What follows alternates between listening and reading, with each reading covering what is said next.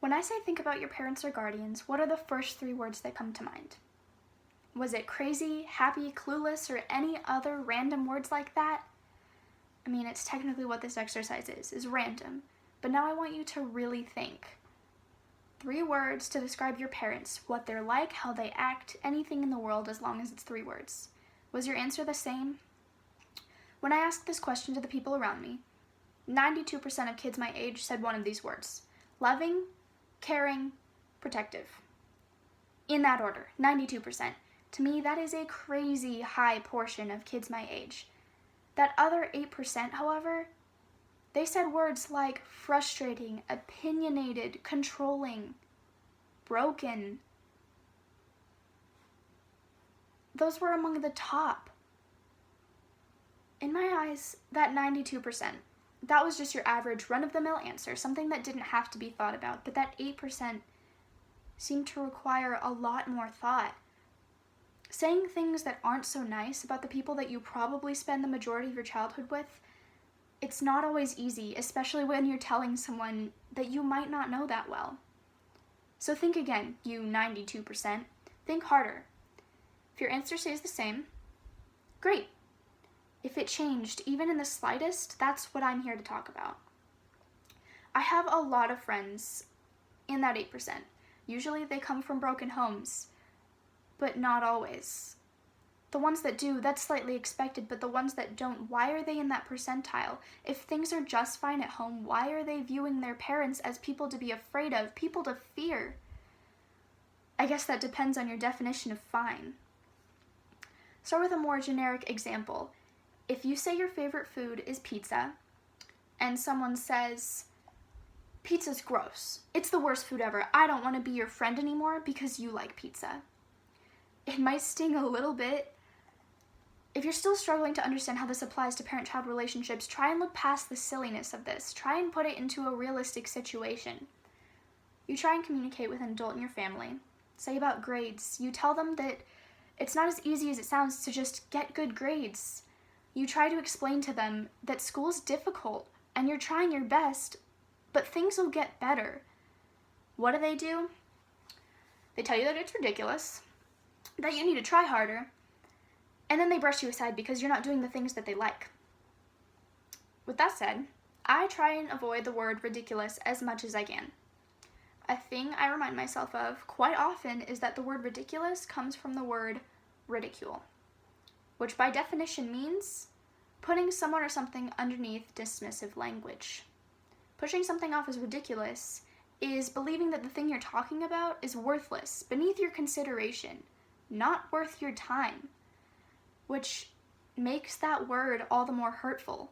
People that make us feel that way, inferior, incompetent, I can go on and on with adjectives. We don't want those people in our lives. They hurt us emotionally. At our age, it's hard to figure those things out for ourselves. We don't have the life experience to understand how to solve those problems, so we don't possess the ability to communicate those problems to adults around us. It becomes a frustrating and endless cycle for both sides of the equation. And when the parental side is throwing around words like ridiculous, it makes the problem worse. When the equation is lacking communication, assumptions are made. Assumptions are another thing I try to avoid. Assuming something makes it seem like you have all the knowledge on the subject and also the right to infer things that may or may not be true. The most common assumptions are made by parents, and the most routine way of expressing these assumptions are through the words, "It's just a phase." Parents, sure, it might pass, but a lot of the time it won't. It's not just a phase. These things being pushed off as a phase, or they're just being a teenager, those things, whether they're problems or styles we like or music we enjoy, they're real and we have to deal with them. Depression and anxiety are some of the biggest problems teens have to deal with, and pushing those problems aside as just a teen thing does not help at all. It makes us feel invisible, like just because you don't understand our problems means they don't matter, that they're not important. 20% of teens will experience depression before adulthood, and 25% will experience anxiety. It seems to me that problems like these tend to result in that 8%. Maybe the other 92% doesn't experience these problems. Maybe they're oblivious. Maybe they're in denial. Who knows? But that 8%, tell me something. Have you ever been pushed aside? Have you ever had your problems been labeled as ridiculous because the person on the other end doesn't understand them? If yes, good, because hopefully I just brought attention to the fact that even though our parents were our age once too, this day and age is different to grow up in. Our problems are different. They might be even worse. So I encourage you, 8%. Even you 92%, you can do this too. Communicate.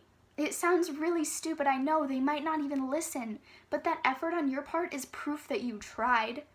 Try to tell them that it's not ridiculous, that you struggle with these things, and you need help. Because even if you feel like you're strong enough to do it on your own, you're not. I'm saying that from personal experience. Try your hardest to let them know that these problems, as small as they may seem, are very real and very prominent in your life.